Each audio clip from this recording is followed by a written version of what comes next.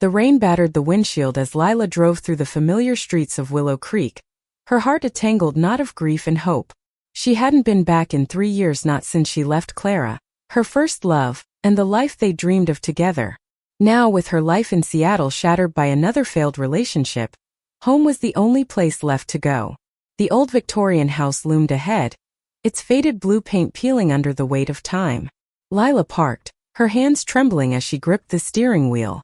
She'd called her younger sister Emma a week ago, asking if she could crash for a while. Emma had been hesitant but agreed, her voice oddly distant. Lila brushed it off. Emma was always a little flaky. She grabbed her suitcase from the back seat and trudged through the rain, the porch steps creaking under her boots. The door swung open before she could knock, and there stood Emma, her auburn hair glowing in the warm light of the foyer. But it wasn't Emma's nervous smile that stopped Lila cold. It was Clara standing behind her in their family home, wearing Lila's old college sweatshirt. "Lila," Clara breathed, her voice a mix of shock and something softer, something that still made Lila's chest ache. Her blonde hair was shorter now, tousled in that effortless way that used to drive Lila wild. Those blue eyes, once her safe harbor, now held a storm of their own. "What the hell are you doing here?" Lila's voice cracked, her suitcase slipping from her hand to the floor. Emma stepped forward, her hands twisting together, but Clara spoke first. "I live here," Clara said, her words careful, like she was stepping around broken glass. "With Emma." The world tilted. Lila's gaze darted between them, Clara's guarded expression, Emma's guilty flush. Her sister and her ex together. In the house where Lila and Clara had first kissed, where they'd promised each other forever. The betrayal cut deeper than any breakup ever could. "Lila, I can explain," Emma started, but Lila held up a hand, her throat tight. "Don't," she said, her voice barely above a whisper. She grabbed her suitcase and turned back toward the rain, but Clara's hand caught her wrist, warm and familiar. "Please," Clara said. "Don't go." Lila yanked her arm free, her heart pounding. "You don't get to ask me that. Not anymore." She stormed back to her car, the rain soaking her through, but the real storm was inside her. She didn't know if she was running from Clara, from Emma, or from the memories this house held. All she knew was that coming home had been a mistake. The next morning, Lila woke in a cheap motel room on the edge of town, the neon sign outside buzzing faintly. She hadn't slept much, her mind replaying that moment in the foyer. Clara's voice, her touch, the way Emma had looked at her with pity and shame. Lila wanted to hate them both, but the truth was messier. She still loved Clara even after 3 years. And Emma was her little sister. How had it come to this? She drove to the local diner, hoping coffee and greasy eggs might ground her. Willow Creek hadn't changed much, same old Main Street, same gossiping locals. She slid into a booth, staring at the menu without reading it, when the bell above the door jingled. Clara walked in, her sweater hugging her frame, her eyes scanning the room until they landed on Lila. "Can I sit?" Clara asked, hesitating at the edge of the booth. Lila wanted to say no, but the word wouldn't come. She nodded stiffly, and Clara slid in across from her. The silence was heavy, filled with everything they hadn't said in years. "I didn't know you were coming back," Clara said finally. "Emma didn't tell me until yesterday." "Guess she didn't tell me a lot of things either," Lila shot back, her voice sharp. Clara winced. "It's not what you think. Emma and I. It just happened. After you left, I was a mess. She was there. We didn't plan it." Lila laughed bitterly. "You're living in my house, Clara. With my sister. That's not something that just happens." "I know it looks bad," Clara said, leaning forward, her eyes pleading. "But I never stopped caring about you. I never wanted to hurt you. Then why didn't you call?"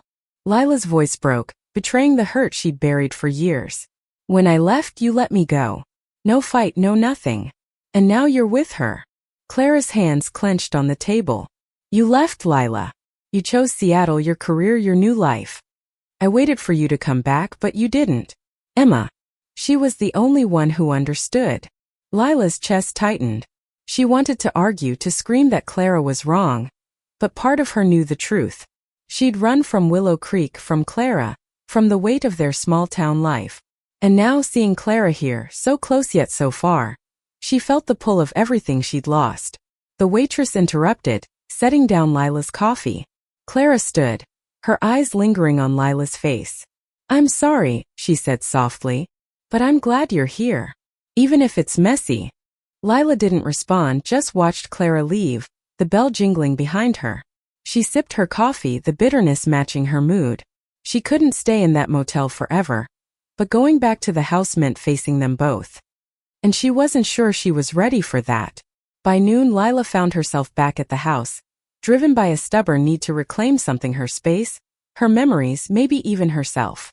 Emma was in the kitchen, chopping vegetables, her movements tense. Clara was nowhere in sight. "Lila," Emma said, startled. "I didn't think you'd come back." "I grew up here too," Lila said, dropping her suitcase by the stairs. "I'm not letting you two run me out." Emma set down her knife, her eyes filling with tears. "I'm so sorry. I didn't mean for this to happen. Just did." Lila crossed her arms, leaning against the counter. "How long, Emma? How long have you been with her?" Emma hesitated, then said, "A year. It started slowly. We were just friends at first, helping each other through stuff. But then you fell in love with my ex," Lila finished, her voice flat. "It's not like that," Emma said, her voice trembling. "I care about her, but I care about you too. You're my sister." Lila wanted to believe her, but the hurt was too raw. She turned away, heading upstairs to her old room. It was untouched, like a time capsule, posters on the walls, her old guitar in the corner. She sat on the bed, her fingers tracing the worn quilt her mom had made. This house was supposed to be her refuge, but now it felt like a battlefield. That night, Clara came home, her footsteps soft on the stairs. Lila heard her pause outside her door, but she didn't knock. The silence was louder than any words could have been. The next few days were a tightrope walk. Lila stayed in her room as much as possible, avoiding Clara and Emma, but the house was too small to escape the tension. Every creak of the floorboards, every clink of dishes in the kitchen, reminded her of their presence. She took long drives through Willow Creek, past the lake where she and Clara used to skip stones, past the high school where they'd stolen kisses in the bleachers. The memories were everywhere and they hurt. One evening, Lila found herself in the backyard, staring at the old oak tree where she and Clara had carved their initials when they were 19. The heart was still there, weathered but unmistakable. L+C. She traced it with her finger, her throat tight. That's when she heard the crunch of leaves behind her. "Lila," Clara said softly, her silhouette framed by the porch light. "Can we talk?" Lila didn't turn around. "What's there to say? You're with Emma now." Clara stepped closer, her voice low. "It's not that simple. You know it's not." Lila spun to face her, anger flaring. "Then make it simple, Clara. Tell me why you're here in my house with my sister. Tell me why you didn't fight for us." Clara's eyes glistened, but she didn't look away. "I wanted to. God, Lila, I wanted to chase you to Seattle, beg you to stay. But you were so sure, so ready to leave. I thought you didn't want me anymore." Lila's breath caught. She'd always assumed Clara had moved on first, that she'd been the one to let go. But now, hearing the pain in Clara's voice, she wasn't so sure. "I left because I was scared," Lila admitted, her voice barely audible. "I thought if I stayed, we'd end up hating each other. This town, it suffocates dreams." Clara nodded, her expression softening. "I know, but I stayed because it's home. And Emma, she reminded me of you, in a way. Not the same, but enough to make the loneliness bearable." The honesty stung, but it also cracked something open in Lila. She wanted to hate Clara, to hate Emma, but the truth was more complicated. Love didn't vanish just because you wished it would. They stood there, the night air cool between them, until Clara reached out, her hand hovering near Lila's. "I miss you," she whispered. "Even now." Lila's heart pounded, but she stepped back. "You're with Emma," she said, her voice firm. "And I'm not here to break that up." Clara's hand dropped and she nodded, her eyes sad. "I know. I just needed you to know."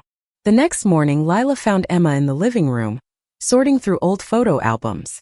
The sight of her sister, so familiar yet so distant, twisted something in Lila's chest. She sat down across from her, the silence heavy. "I don't know how to fix this," Emma said finally, her voice small. "I love her, Lila. But I love you too. You're my sister. Lila stared at the album in Emma's lap, open to a photo of the three of them, Lila, Emma, and Clara, laughing at a county fair years ago. They'd been inseparable then, before love and betrayal drew lines between them. Did you know? Lila asked. When you started seeing her, did you know how much it would hurt me? Emma's eyes filled with tears. I didn't think you were coming back. I thought you'd moved on. And Clara. She was so broken after you left. I just wanted to help her. Lila's jaw tightened. You helped her into your bed. Emma flinched, but she didn't deny it. It wasn't like that at first. We were friends, Lila. It grew from there. I didn't mean to fall for her. Lila wanted to scream, to demand how Emma could do this, but the pain in her sister's eyes stopped her. Emma wasn't the villain here. Neither was Clara. Maybe there wasn't a villain at all, just three people caught in a mess of love and loss. I need time, Lila said finally. I can't just pretend this is okay. Emma nodded, wiping her eyes. I know. I'll give you space. That afternoon, Lila went to the local library, needing a break from the house. She wandered the stacks, pulling out books at random when she ran into Sarah, an old friend from high school. Sarah's warm smile was a lifeline, and soon they were catching up over coffee at the library cafe. You're back in town, huh? Sarah said, her eyes kind but curious. Heard you're staying at the old house. With Clara and Emma. Lila groaned. Small towns. Nothing stays private. Sarah leaned forward, her voice gentle. You okay? I mean, that's a lot to walk into. Lila hesitated, then let it all spill out: the breakup, coming home, finding Clara and Emma together. Sarah listened, her face a mix of sympathy and understanding. Love's messy, Sarah said when Lila finished. But you're strong, Lila. You'll figure out how to navigate this. Just don't shut them out completely. They're family in their own way. Lila wasn't sure she agreed, but Sarah's words stayed with her as she drove back to the house. She didn't want to lose Emma, and despite everything, she didn't want to lose Clara either, not completely. But forgiveness felt like a mountain she wasn't ready to climb. That night, Clara knocked on Lila's door. When Lila opened it, Clara held out a small wooden box. I found this in the attic, she said. It's yours. Lila took the box, her fingers brushing Clara's. Inside were letters, photos, little mementos from their time together, a ticket stub from their first concert, a pressed flower from a hike. Lila's throat tightened as she sifted through them, each item a piece of the life they'd lost. I couldn't throw them out, Clara said softly. They meant too much. Lila looked up, her eyes meeting Clara's. For a moment it was just them, the past and present colliding. But then Lila closed the box, her heart too raw to let Clara in again. Thanks, she said, her voice steady. But I can't do this right now. Clara nodded, her expression unreadable, and left Lila alone with the ghosts of their past. The days blurred into a fragile routine. Lila took the guest room, avoiding the shared spaces when Clara and Emma were home. She found a part-time job at a local bookstore, needing something to anchor her. The work was quiet, methodical, stacking shelves, ringing up customers, but it gave her space to think. And she thought too much. About Clara's touch in the backyard, about Emma's tearful apologies, about the life she'd left behind in Seattle. She'd run from one heartbreak only to stumble into another. One evening, Lila came home to find Clara alone in the kitchen, stirring a pot of soup. The smell of rosemary and thyme filled the air, a recipe Lila recognized instantly, their old favorite from college days. Clara looked up, her expression cautious but warm. Made too much, Clara said, gesturing to the pot. Want some? Lila hesitated, her instinct to retreat warring with the pull of familiarity. She nodded, sliding onto a stool at the counter. They ate in silence at first, the clink of spoons against bowls the only sound. Then Clara spoke. Remember when we made this for the first time? She said, a small smile tugging at her lips. We burned it so bad the smoke alarm went off.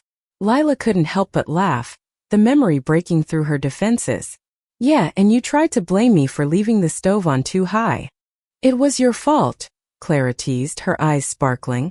For a moment it was like nothing had changed. But then Lila remembered Emma, and the warmth faded. Where's Emma? She asked, her tone sharper than intended. Clara's smile faltered. She's at a book club. She'll be back later. Lila nodded, focusing on her soup. The silence returned, heavier now. She wanted to ask Clara 1,000 things. Why Emma, why now, why them, but the words stuck in her throat. Instead she said, "This tastes the same." Clara's eyes softened. Some things don't change. But they had changed, Lila thought. Everything had. The next day Lila found Emma in the garage, sorting through old boxes. The air was thick with dust and memories, and Emma's face was streaked with dirt. She looked up, startled, when Lila walked in. "Need help?" Lila asked, surprising herself. Maybe it was the soup or Clara's smile, or just the weight of being in this house, but she couldn't keep running from her sister. Emma nodded, a tentative smile breaking through. "Sure. I'm trying to clear out Mom's old stuff." They worked side by side, unpacking faded Christmas decorations, old yearbooks, and a box of Lila's childhood drawings. Each item was a thread tying them to their past, to the family they'd been before love and betrayal complicated everything. They didn't talk about Clara, but the unspoken hung between them. "I miss this," Emma said suddenly, holding up a photo of them as kids, grinning in matching overalls. "Us. Being sisters." Lila's chest ached. "Me too," she admitted. "But it's hard, Emma. Seeing you with her." Emma set the photo down, her eyes meeting Lila's. "I know. And I hate that I hurt you. But I don't know how to fix it without losing her." Lila didn't have an answer.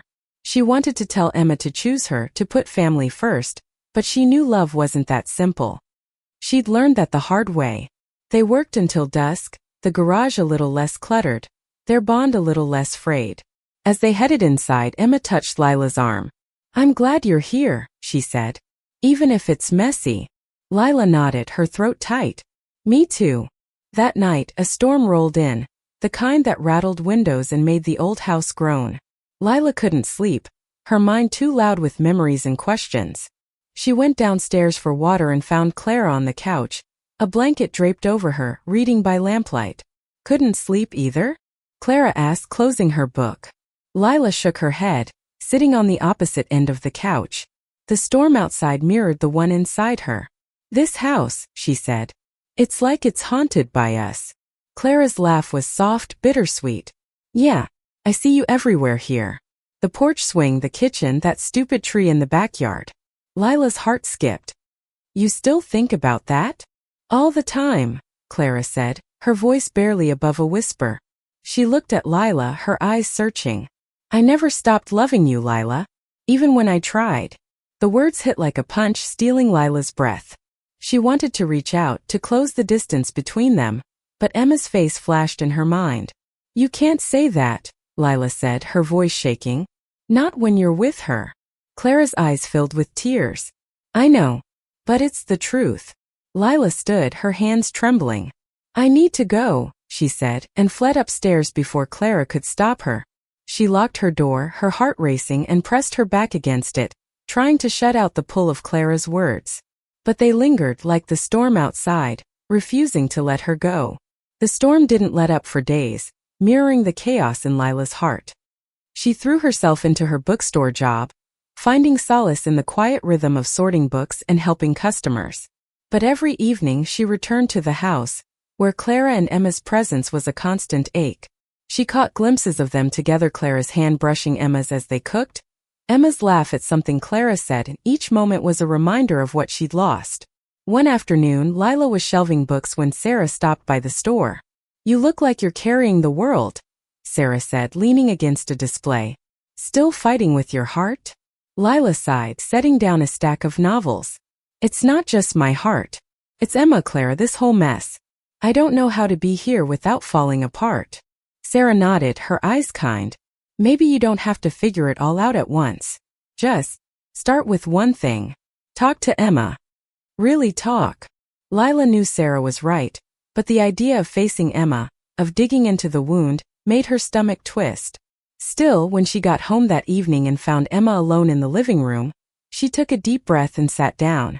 "We need to talk," Lila said, her voice steady despite the nerves. Emma looked up from her phone, her expression wary. "Okay. About what?" "About us," Lila said. "About Clara. About how we're supposed to be sisters when I can't even look at you without seeing her." Emma's face crumpled, but she didn't look away. I know I messed up, Lila. I should have told you about Clara from the start. But I was scared you'd hate me.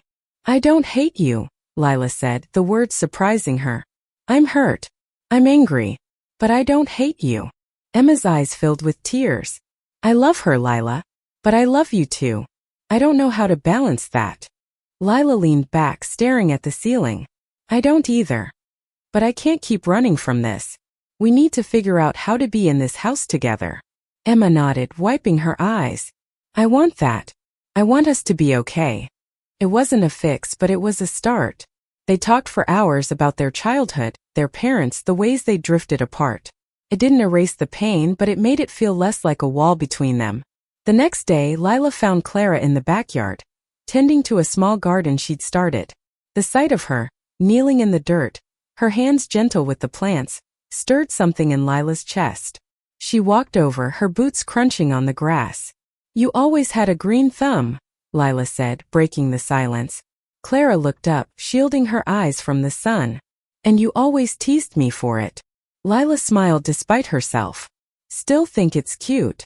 Clara's expression softened, and for a moment, they were just Lila and Clara, not exes, not tangled in betrayal.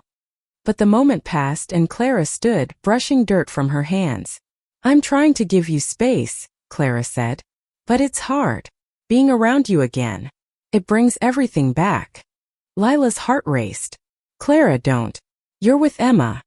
I know, Clara said, her voice breaking. But I can't pretend I don't feel something for you. I never could. Lila wanted to step closer, to let herself fall into the pull of Clara's eyes, but she thought of Emma, of the fragile bridge they just started to rebuild. I feel it too, she admitted, her voice raw. But we can't. Not like this. Clara nodded, her eyes glistening. I know. I just needed you to know. They stood there, the garden between them, the weight of their past and present pressing down. Lila turned away first, her heart heavy but resolute. That night Lila couldn't sleep. She wandered downstairs, finding the living room empty, the house quiet. She sat on the couch, the wooden box Clara had given her in her lap. She opened it, sifting through the memories, letters, photos, a bracelet she'd made for Clara one summer. Each item was a piece of their love, but also a reminder of why it had ended. They'd been young, scared, too stubborn to fight for each other. She didn't hear Clara come in until she spoke. You kept all of it, Clara said, her voice soft. Lila looked up, startled. So did you.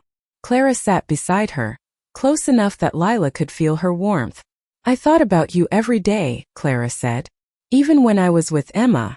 I tried not to, but I couldn't help it. Lila's breath hitched.